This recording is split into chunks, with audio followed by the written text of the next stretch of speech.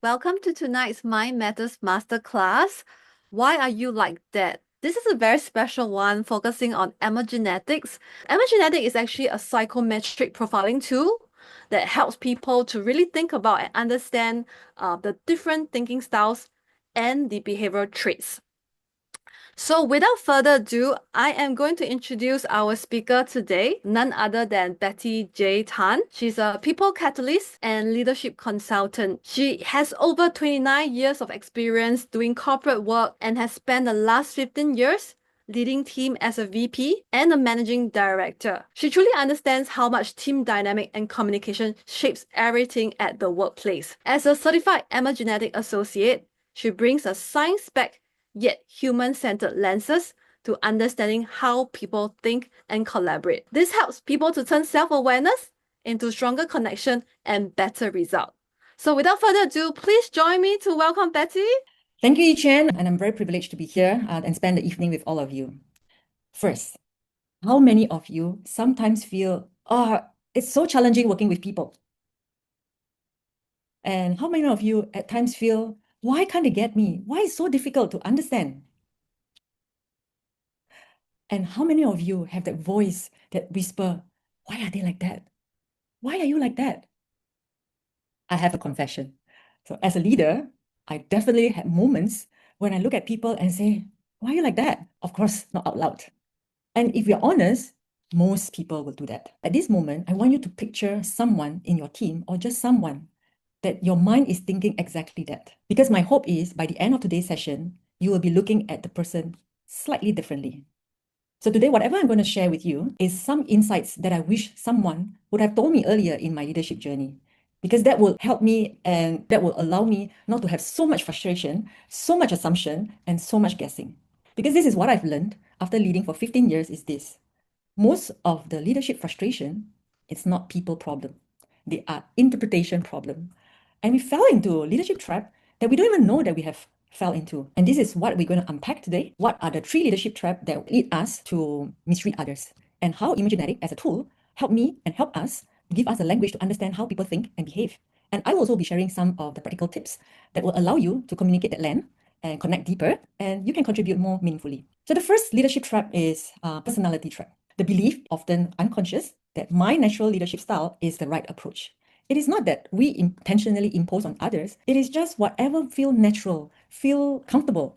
It's just feel right.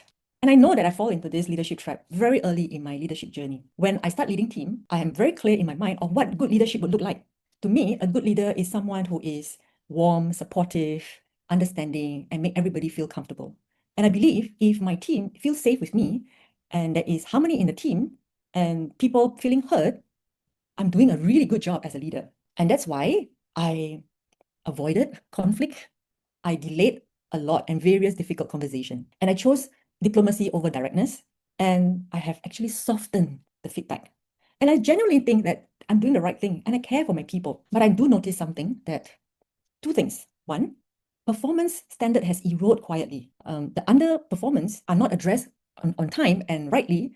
People actually interpret that as, oh, acceptance, silence become acceptance. Because if they can do it and nothing happened, it's okay. Why should I be doing extra? And the second thing is I unknowingly and unintentionally have built a reputation that is misnice. Someone who truly care about the people, but not consistently able to develop people and stretch people to a higher standard. So what I considered as, leadership is just something that I'm comfortable. And I have mistakenly feel and think that my preference is the right approach. Actually, leadership maturity is when we start looking at and ask ourselves, is this leadership style needed in this situation? And how many of us grew up learning that treat others the way that you want to be treated? This golden rule, come from a really good intention. It is a beautiful human principle that reflect care, respect, as well as empathy. But that also assumes that what I like to be treated and what I like is what you like. And what they like is what we like. In leadership, it can be limiting. Because the way that we process information, the way that we like to be treated is all different. And it's very real when I happen to work with a leader. So I have a boss who is very focused on outcome. So my conversation has been very short and direct. It's always about the status of the project, where are you now, how are we driving our cost-saving initiative. So for 3 years, I don't even remember having any personal conversation about my family. So I interpret that as distance. And I remember thinking to myself is, does he know what I'm contributing? Am I being appreciated? Why do I feel that all conversation felt so transactional? My interpretation, and this is the feeling that I have, is he's not caring. I feel it's a distance. Why? Because if I'm the one leading, I'll be approaching it very differently. I would have spent more time building relationship. I would have checked in more, and I will be asking and I'll be saying how appreciative I am, without knowing that slowly I've been using my preference as a standard. What shifted is this. He's not leading poorly. He's just leading the way that he likes to be treated by his boss. And his conversation is very short because to him, he thinks, why spend so much time? It's efficient. I know what I want, and we moved on. In fact, he cared for me.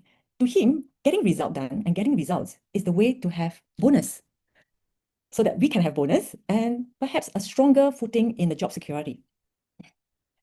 That is an important lesson for me because it is not what we intend to give, it is what we receive. So leadership experience, it's not about what your intention. We experience leadership through our preference. So now the golden rule has been upgraded to platinum rule.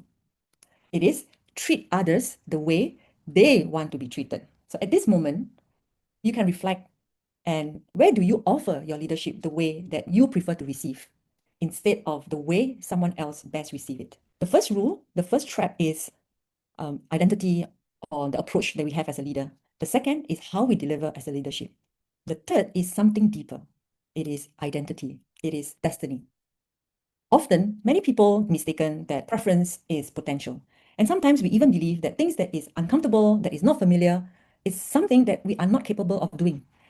Earlier in my leadership journey, I don't like conflict. I value harmony. And I don't like tension. I want everybody to be comfortable. But I realized it is not just influencing my behavior. It is almost shaping my identity. And I caught myself telling stories about myself to myself that I'm not good in handling difficult conversation. I'm not the kind of leader that will push my team hard. It's just not me. And this is dangerous because we are turning a preference, which is neutral, to something like a pattern that is limiting our belief and limiting our growth. So preference does not define our capability. And leaders don't do that to themselves as well. They also do that to others. How many times have you heard labels or comments like, she is not strategic because she only one detail? He's too emotional because they're only talking about people.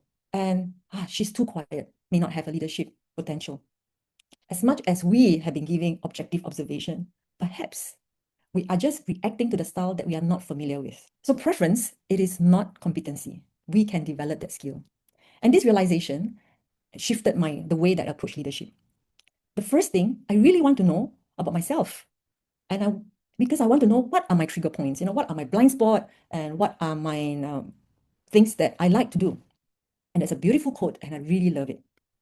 The instrument of leadership is the self, and the mastery of the art of leadership comes from the mastery of self.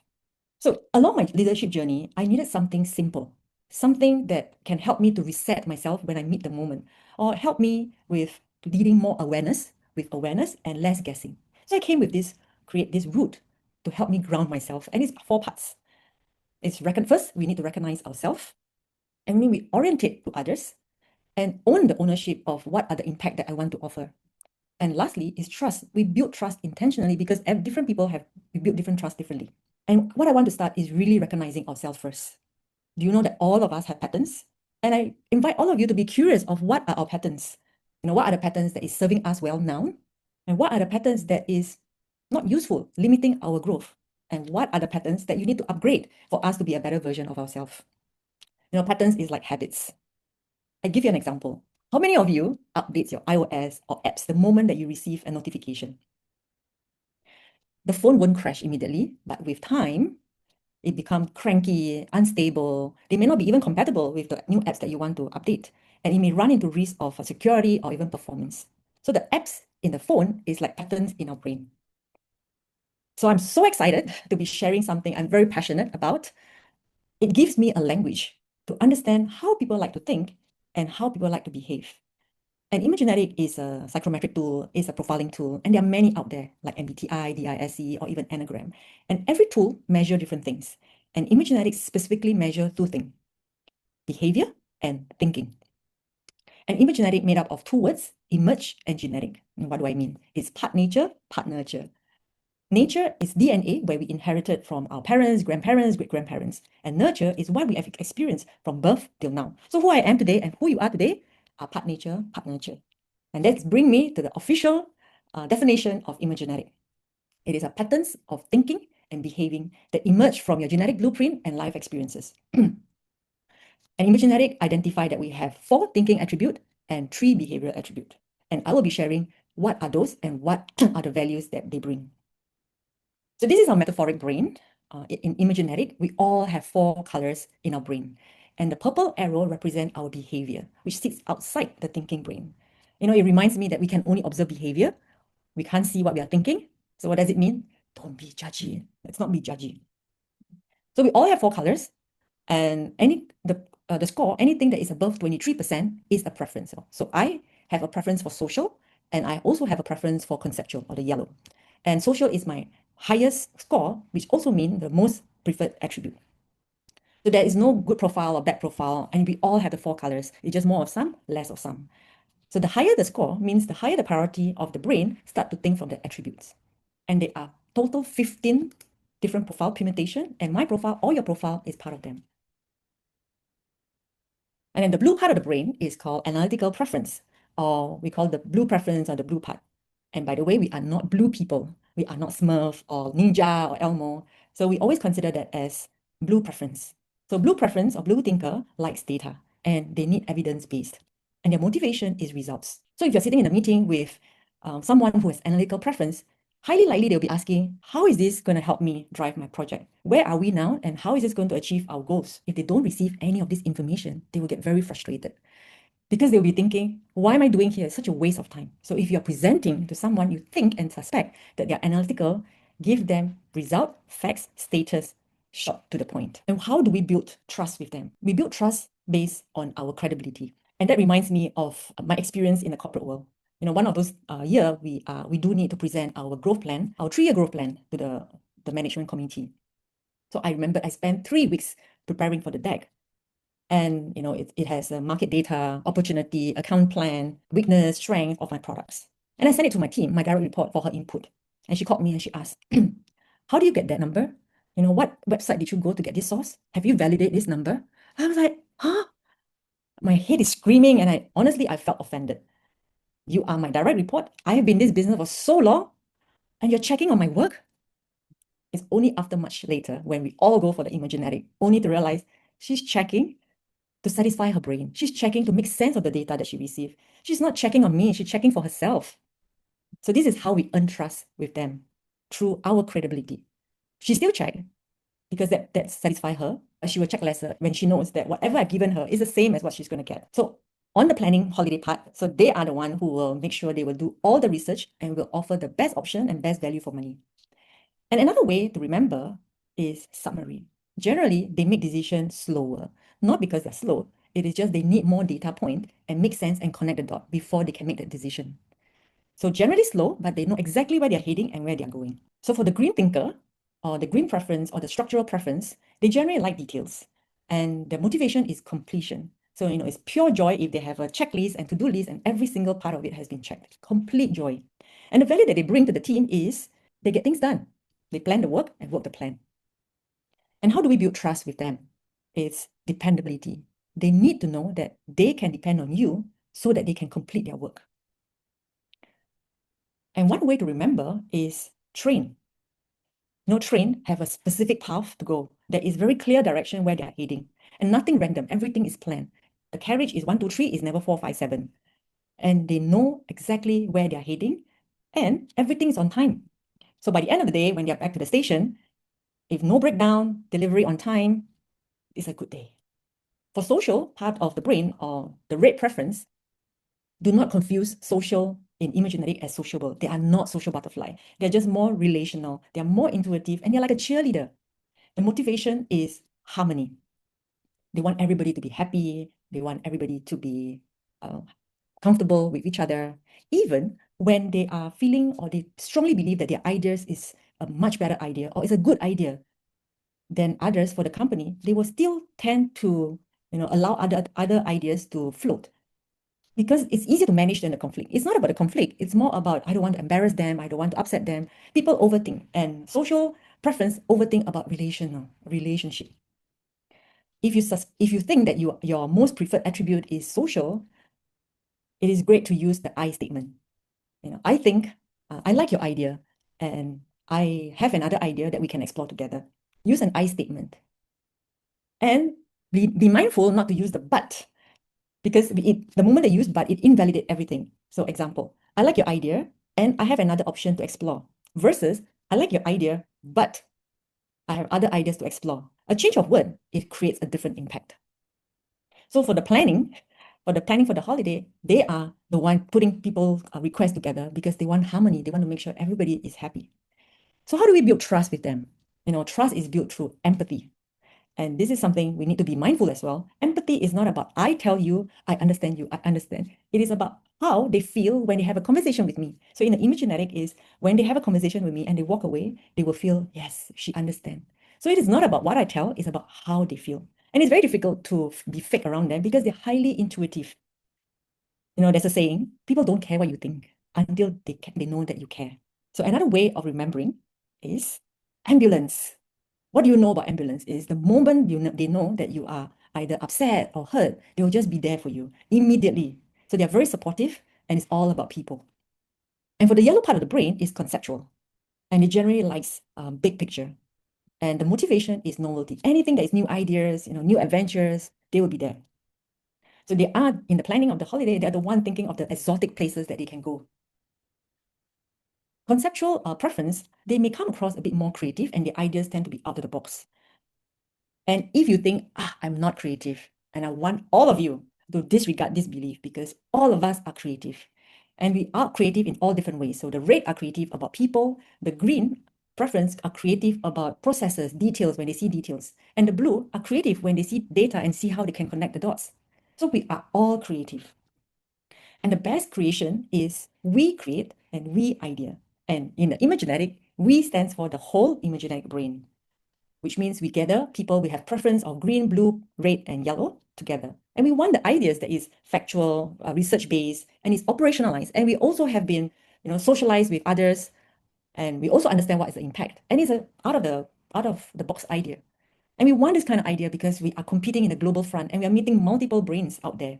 So the way that we build trust with the yellow preference is freedom. The freedom to express new ideas, the freedom to brainstorm. The fastest way to engage yellow preference is to tell them their idea cannot be worked. And I encourage you not to tell them that their work cannot be done, but to guide them, to ask them in the most joyous way. Example, I like your idea, but I'm just not sure, and I'm not sure how is it going to be operationalized. Instead of, I like your idea, but I don't know how it's going to operationalize. See the difference? One comes from a joy, one comes from like anger, or scrutiny. So come with a joyful emotion. Remember of the energy. So these are the 4 thinking attributes. I'm just touching the surface because of limited time. And another way that you can remember is a helicopter. Their brain likes to think in random, and they're very spontaneous, nothing that is fixed. And they like to scan the environment because their vision, they like global aspect. And the 3 behavioral attributes under Imagenetic is we describe the behavior, because Imagenetic really work on their language. They want to ensure that there is no good profile or bad profile. It is low, high, dominant, or even balanced, because it carries inference. So expressive is the outward display of emotion. Simply put, a verbal expression. So we describe, how they are behaving, like they are quiet or gregarious. To the left, they're quiet. To the right is gregarious. Assertiveness is the pace and style that you want things to get done. So if you are fast, it's considered or described as driving. And if you want slightly slower, you are peacekeeper. So flexibility is more of when changes imposed on you, not the changes that you want, is what is being imposed. So if you are considered on the left, you are focused. And if you welcome changes, it is to the right. So Imagenetic put us all in spectrum. So you must be wondering, okay, I get my profile. So what? What can I do with my profile? So as you can see, Imagenetic profile comes with 2 parts. The pie chart, which is our metaphoric brain, and the bar chart. And it's the bar chart that we compare to the general population. And the general population means it is the number of people who has done Imagenetic. Right now is around 3 million. So we are comparing with the general population of 3 million. So how do I read that? So assuming Okay, this is my profile. So I have a structural preference at 32 percentile. So in the room of 100 people, I am at the 32 and 32nd. So we have 68 people who are more intense, who needs and who likes more structural than I do. So if I'm working with somebody who has 95 percentile, I must be mindful that this individual would need more details than I prefer, would need more guideline than I prefer. So this is how we use our profile. So when we compare, it's not we compare for the purpose of understanding. We compare for the purpose of collaboration. So it's really comparing for the purpose of a good conversation. So we all have preference. Preference is like how we like to think. It's almost like a default. This is my profile, as you can see. I prefer to be introspective. In fact, I prefer to listen more than I like to speak. But I also have to have an awareness of where am I. For example, if I'm in a meeting, yes, I prefer to keep quiet. I prefer to listen. But if I continue to listen, I become invisible. And I shouldn't be upset if somebody get to lead a team or get to lead a project that I really want. And I shouldn't be even complaining that why nobody listened to me because I didn't even speak. But we can develop our competency and we can build that. And we can learn framework. I learned framework on how to present without fumbling. I learned how to jump in the conversation with and respectfully. And I have tactics so that my voice can be heard. And I remember one of my favorite tactics is to be the first three intentionally to speak in any meeting so that I can rest for the rest of the meeting. So before we end, I want to leave with you something practical, something that you can use immediately. I believe that any shift or any change starts from very small steps and practice daily. And one of the biggest communication mistake is we assume clarity is when we say the same thing to different people. And we know that we like communication and we have different entry point. So for example, analytical preference likes data. So present with data and facts. And structural, they like details. So present with that. And social, they need to feel before anything can happen. And a conceptual, they prefer big picture. And the details and effects can come later. So leadership, it is not about changing yourself. It's expanding yourself so that more people can hear you.